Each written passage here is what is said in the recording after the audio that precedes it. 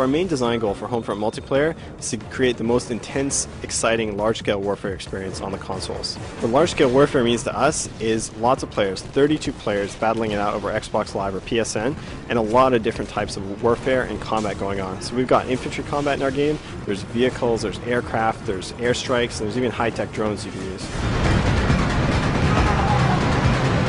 One of the goals we have with Homefront is to create an evolving battlefield. So we want the match to play out differently every time you play it and to escalate in intensity. So we have two types of progression in Homefront. There's a short-term compulsion loop where you're earning battle points and spending those during the match, and then there's that long-term progression where you're earning XP and you're unlocking new vehicles, weapons, and toys as you go through the game. So one of the things you can do with battle points is to make some strategic choices on the fly. So if you see an enemy helicopter, you can decide, do I want to purchase a missile launcher and try and take it down and earn some more battle points? Or maybe I want to purchase a drone and try and take out some infantry that are capturing an objective. Those are just some examples of things you can do with battle points in the game that allow the player different strategic options.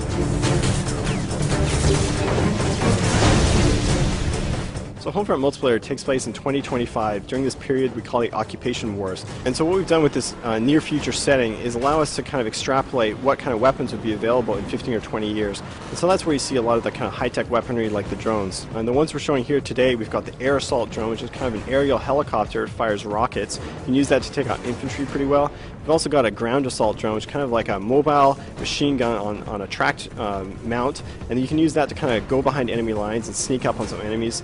And we're also showing a recon drone, which is a really interesting teamwork tool. You can use that to mark enemies for your team, and anytime a player gets marked, you earn battle points, and when your teammate kills that enemy, you get some more battle points.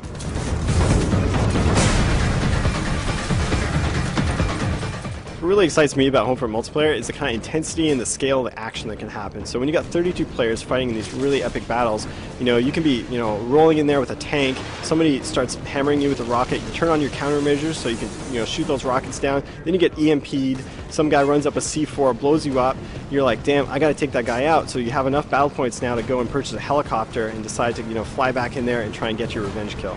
So Homefront's coming out in first quarter of 2011 for both PS3, Xbox, and PC.